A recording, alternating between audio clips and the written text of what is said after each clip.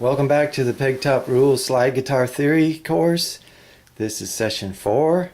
So imagine this scenario. You show up at church and the director says, "Can you play Joy to the World in the key of E today on your slide guitar? All I need you to do is play the melody for the intro and then at the end as well." And you say, "Sure." So you have the chords for me? And he says, "No, I don't have the chords, but I have a hymnal for you. You can look at that. Oh, by the way, we're doing it in the key of E. I think the hymnal's in D, but it should at least give you the timing." And so you say, "Yeah, sure, I can do that. I need a few minutes to score it out, and we'll be ready to go." And so you're not that far from being able to do something like that. You just need a few tools and then a lot of practice. But I'm trying to give you the tools that you need. The practice only you can provide. But we're getting close. I mean, the two rules that we've learned already are key, and I want to review them real quick. The two half steps in the key of C are E to F and B to C. And the formula for a major scale is whole step, half step, whole step, whole step, whole step, half step. And remember, a whole step has something in between, right? So C to D is a whole step because it has another note in between. All right, now we need to transpose from C into E. But before we do that, let's get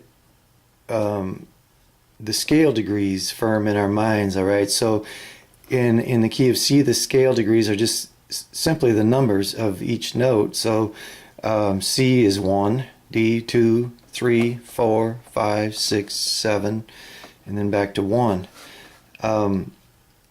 And as we learn to build chords on these scale degrees, we'll do triads, and it's basically just skipping it. It's just every other note is how you build a chord, a triad. And so we are going to build a C chord by going C, E, G. We just skip notes. We'll build a D chord, D, F, A, an E chord, E, G, B, an F chord, F, A, C, a G chord, G, B, D, an A chord, A, C, E, B, B, D, F, and then we're back to our 1 chord, the C, C, E, G. All right, when we build a C chord, you can see 2 black notes in between. And if you count the half steps, it's 1, 2, 3, 4 half steps from the C to the E. That's called a major third. When you go from the E to the G, it does not have 2 black notes in between, because the half steps in the key of C are E to F and B to C, and so it only has 3 half steps. So we go E to G, and it's 1, 2, 3 half steps. So that's a minor third. So when you're building a major chord, you have a major third and a minor third, and that makes the major chord. And there's only 3 in a major scale. There's 3 places where this happens. It doesn't happen on the D, because D to F is a minor third. E to G is a minor third because it doesn't have 4 half steps. It doesn't have 2 black notes. But F to A is a major third. It has the 2 black notes. It's 1, 2, 3, 4 half steps. There's one other place that happens in the key of C, and it's right here on the G. G, B. You notice the first third is a major third. 1, 2, 3, 4 half steps. So there's 3 places in a major key where major chords happen. It's at the 1, the 4, and the 5. And that's Pegtop Rule 90. Major chords in major keys are built on the 1, the 4, and the 5. Alright, so now we need to transpose into the key of E. So we build our major scale, goes whole, whole, half, whole, whole, whole, half, right? 2 holes and a half, 3 holes and a half. So we start on the E. We need a whole step. We can't go to the F. That's a half step. So we have to go to the F sharp. That's a whole step. So we go E to F sharp. We're on the F sharp. We need another whole step. We can't go to the G. That's a half step. We need a whole step. So we go G sharp. So we've got E, whole step, whole step. Now we need a half step. So we go right to the A. That's a half step. Nothing in between. And then we're on the A. Now we need whole step, whole step, whole step, half step. So we're on the A. We can't go here. We got to go here, a whole step. We go B. Now we're on the B. We need another whole step. We can't go to the C. That's a half step. So we go to the C sharp. Now we need another whole step because we need 3 holes and a half, right? We've got 2 holes. Now we need 3 holes. We can't go to the D. We have to go to the D sharp because C sharp to D sharp is a whole step. Now we've got whole, whole, whole, and we need a half step. So we go to the very next note, which is E, and that brings us back home to the root, our E. Now we need to figure out the 1 chord, the 4 chord, and the 5 chord in the key of E. And so we go back to our scale degrees and we find out the 1 chord in the key of E is E.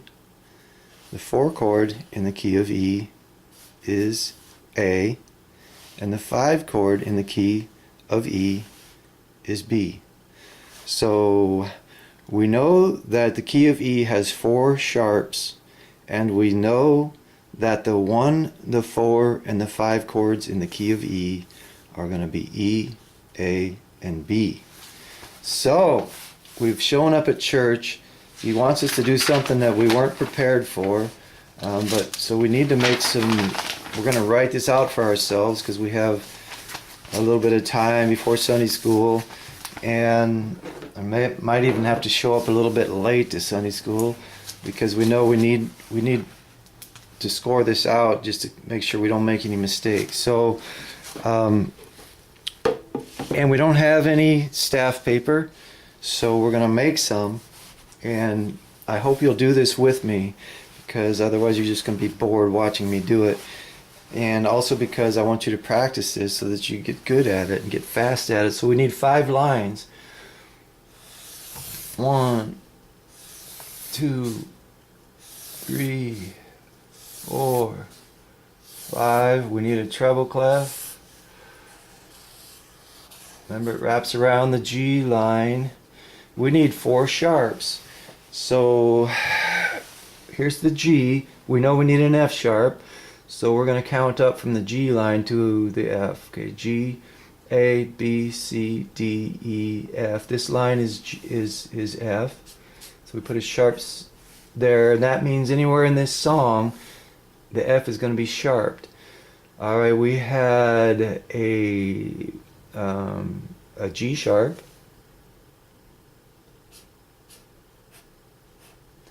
And we had a C sharp. So let's find our C.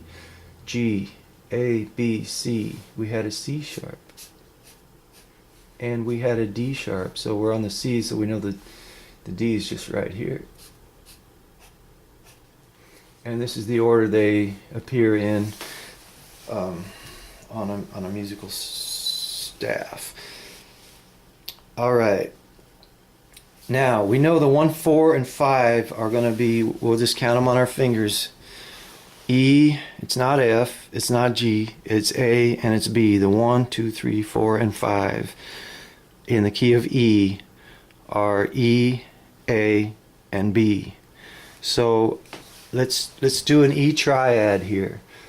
We know this is, okay, we'll start on G here, count up and find an E. G, A, B, C, D, E. Okay, this is an E. E, G, B is how you spell an E chord. So we need a G. We know the G because of the G clef, right? G. Count up from the G, G, A, B. All right, this is an E. Let's bring the E down here too. We've got G. We'll go backwards. G, F, E. So here's our E triad. E, G, B. Or yeah, E, G, B. And then another E. All right, so that's our 1 chord. We need our 4 chord in the key of E. The 4 chord is E, F, G, A, and then the 5 chord is B. So we find an A. We have our G line. That's our anchor point. G, A. Here's an A right here. A, C, E. That's how we spell an A chord. Do every other note. All right. So the 1 chord is E, E, F, G, A. 4 chord is A. 5 chord is B. So let's find a B. G, A, B. All right, here's a B. B, D, F. That's our 5 chord. And we're in the key of E, so the 1 chord is E. 4 chord is A. 5 chord is B. Now we're going to start writing out this melody. Joy to the world in E. It starts on E. Up here's our E. G, A, B, C, D, E. Joy to the world, the Lord is come. All right. Now, what chords do we need? We're going to be able to kind of watch our melody here and see what chord's going to fit. We're going to just section this off here so we don't mix it up with our music. This is just to help us write. So we look over here. What has an E in it? Well, the 4 chord has an E and the 1 chord has an E. But we're starting at the beginning of the song, so just logically it's going to be a 1 chord. All right. And so every place we kind of stop, like it's probably going to be a measure, a new measure. Let's check it out. So we'll go do, do, do, do. There's kind of a pause there. So let's check that out and see what chord we might need for that. Well, we could use the 5 chord because that note's in the 5 chord. It depends on how the rest of the harmonies are going. But it's also an E chord still. So let's just assume it's still going to be our 1 chord. Do, do, do, do, do, do. Let's check that out. Well, it still works with our 1 chord. Do, do. And that still works with our 1 chord. The only thing that doesn't, that might not, would be this note right here, which happens to be, so here's our G line. G, go backwards, F. That's an F. So what chord has an F in it? Well, our 5 chord does. B, D, F. Let's write that F. Bring this F down here so we can see it better. B, D, F, F. All right, so this F, if there was to be a chord change here, it would go to the 5 chord. And that makes sense because the 5 chord often is the next to the last chord of a line or of a song. And then this note here fits, again, it's an E. So it could be an interesting 4 chord right there, but just assume it's going to go back to the 1 chord. If you're trying to harmonize this in an interesting way that might be different, you could use the 4 chord and it would work because it's in the melody. But we're going to use the 1 chord. So we've got E, we got B, and we have E. And we'll figure out the measures and the timing just by looking at the hymnal. But for right now, we're going to let that go. And we'll be back and finish writing this and then play it. All right, so the new rule is that the 1, 4, and 5 are the major chords in every major key. And And we learn our key signatures from our formula for a major scale. All right, I'll see you real soon.